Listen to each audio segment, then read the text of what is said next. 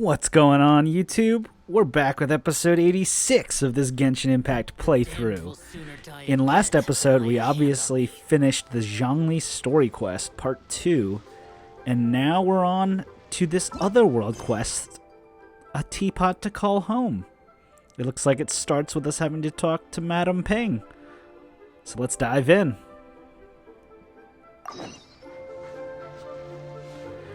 Alright, Madame Ping, I think, is up top there. I don't know what is the fastest way to get there, per se. Maybe we just kind of glide over here and climb up this wall? I guess that's one way. I guess while we get there, I will say we've been saving all of our Primo gems. I think we're going to end up rolling on the Eula banner when that comes out, assuming that she is the next banner to be released.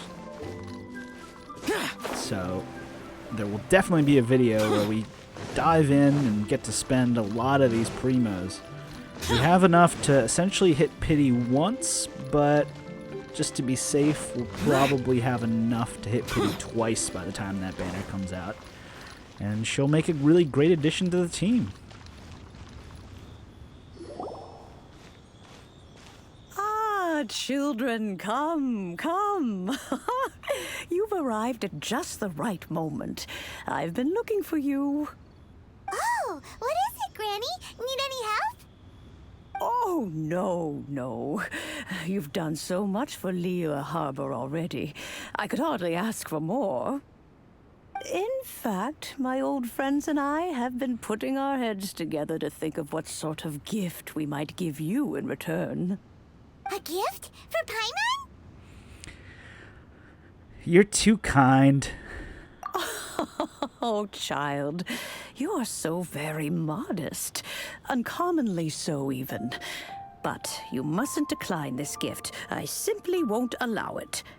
When you traversed my old teapot in search of the cleansing bell, I heard your little friend mention that you often camp out in the wilds. That simply won't do. Especially since I imagine you still have a very long journey ahead of you.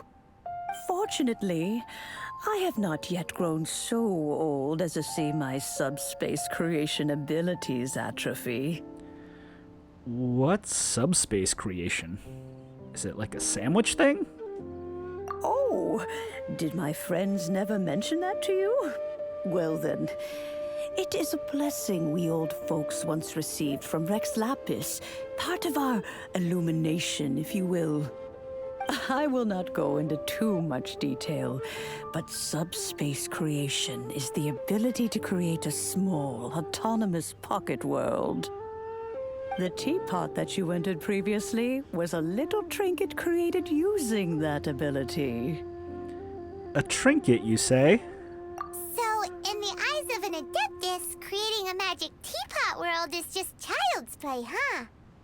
Oh, indeed, the teapot is nothing to boast of.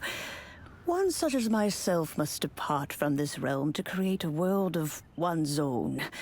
Rex Lapis, on the other hand, moved mountains and seas. That is what one might call an exercise of true power. But that's enough nostalgia for now. The gift that I have prepared for you just requires a few final materials to add the finishing touch. I can help you look for them. That's right! Finding stuff's what we're good at, after all. Oh, settle down now, children. There's no need for you to go running hither and thither. I have already found a fleet-footed youngster to prepare what I need. What's more, I doubt that you would know how to find the materials I am searching for. Some of them are very rare indeed these days. And what are those, if I might ask? Well, for starters, I require some shimmer soil from the banks of Dihua Marsh. Back in the day, it could only be found where the glazed lilies thrived most profusely. You would have to dig downward, following the roots of the glazed lilies, and if you were lucky enough, you just might find a small patch of shimmer soil there. But almost no one has been able to find shimmer soil in this manner since Dihua Marsh came to be the way it is today. Even more difficult to find is Smaragdus Jadeite, which must be chiseled from the rock of the chasm. Or so it used to be. Ever since the Blackcliff Forge opened for business, they've slowly but surely stripped the mines all but completely bare of it.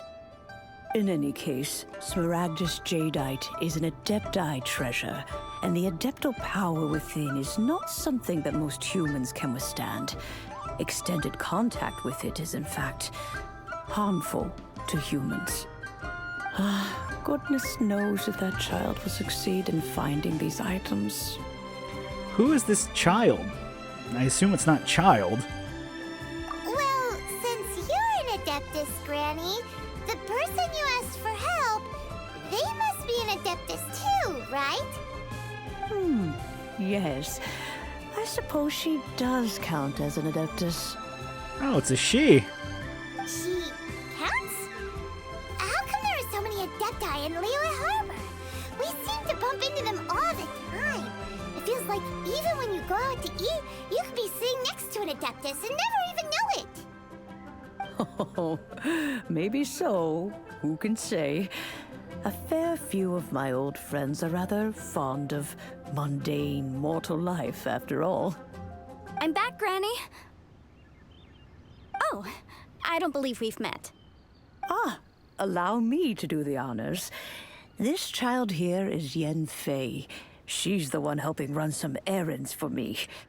Yanfei, I believe you already heard of the Traveler and his traveling companion. Of course, who hasn't? Much has been written about you in the Millilith's records. You became one of Liyue's most wanted after the Millilith marked you as a suspect following the incident at the Rite of Dissension. After which, you fought off the Millilith at Julian Karst and made contact with the Fatui. Yanfei knows her history, I guess. Before finally defeating an ancient god together with Granny and her associates, and subsequently being cleared of any and all suspicion by the Chiseng. What a shame. A shame? A shame that we didn't meet sooner. Okay. If we had, well, I can't say that I would have been able to clear you of suspicion immediately, but it certainly would have been less, embarrassing for you. Allow me to introduce myself once more. I'm Yanfei, a legal advisor. Got a legal problem? You can come right to me. Oh, yes, here's my business card. You'll find it has my contact details and office address. Keep it handy. If you have an urgent issue, just leave me a note at this address. Oh, and I almost forgot to mention, I offer a very generous discount for first-time customers. All right, Yanfei, all right. Let's get to the business at hand. I do not think these two are in any dire need of legal assistance at the moment. You'll have to excuse Yanfei. She's always been like this, ever the talkative one when it comes to her own affairs. Are you really an Adeptus? Paimon was gonna ask the same question. You seem really different from the ones we've met before. An Adeptus? I guess, kinda. My old man said he was one anyway. He mentioned that he once campaigned with Rex Lapis for a long old time, and then after that was all over, he went back and married my mom. They had me, and once I was all grown up, the two of them upped and left on a journey, leaving me with Granny here. Okay. Well, that's a bit casual for an Adeptus. Aren't you guys supposed to sign solemn contracts to protect Liyue Harbor and all that stuff?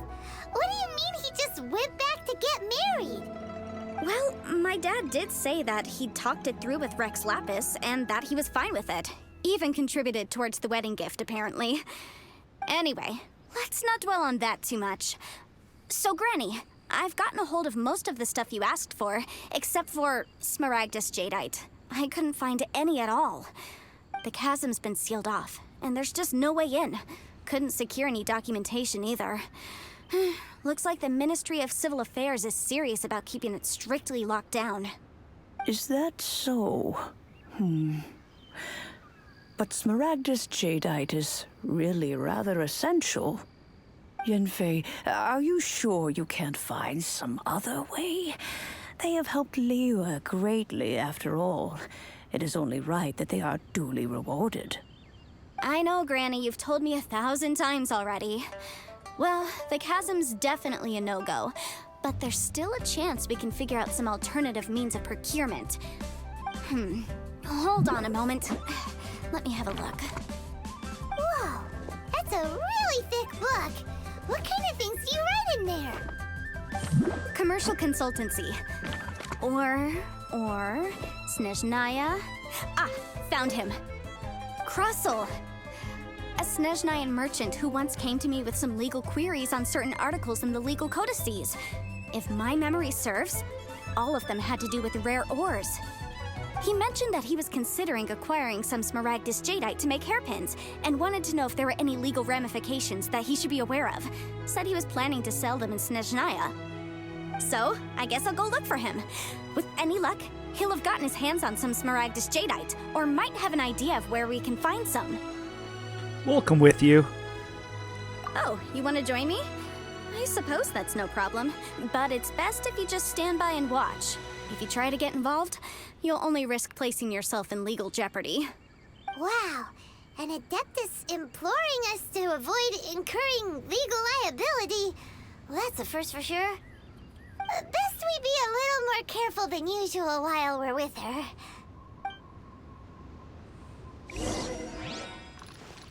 Okay, where the hell is Krost?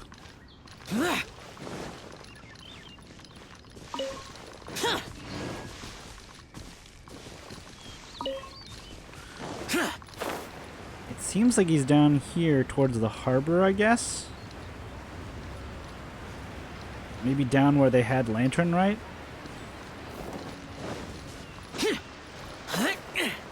Ah, yeah. It's down here by the stalls.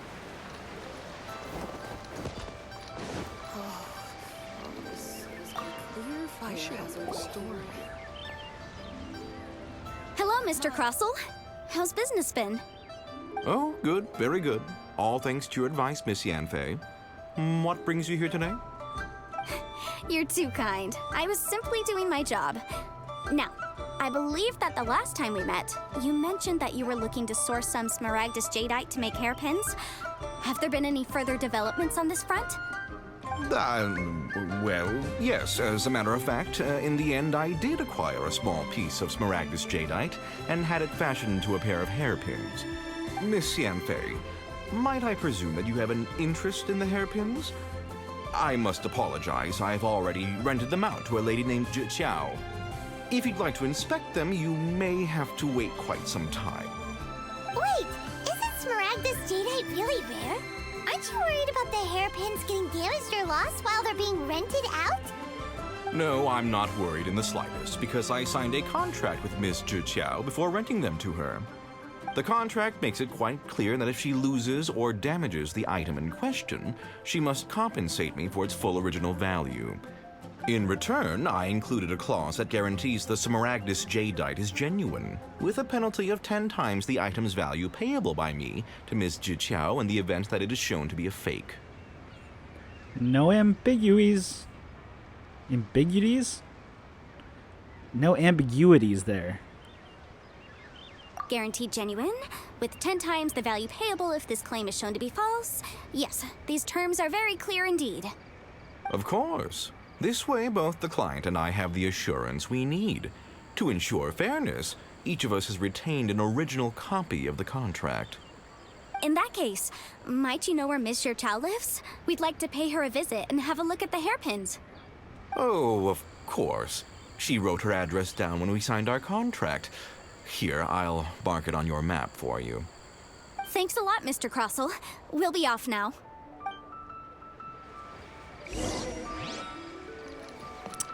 Alright, so Mr. Crossell rented some hairpins out, and we need to go find this some Smaragdus Jadeite. Alright, well, we'll continue this next episode, and see if we can track down those hairpins. Thanks to everyone for watching, and I'll catch you next time. Memories. So dark.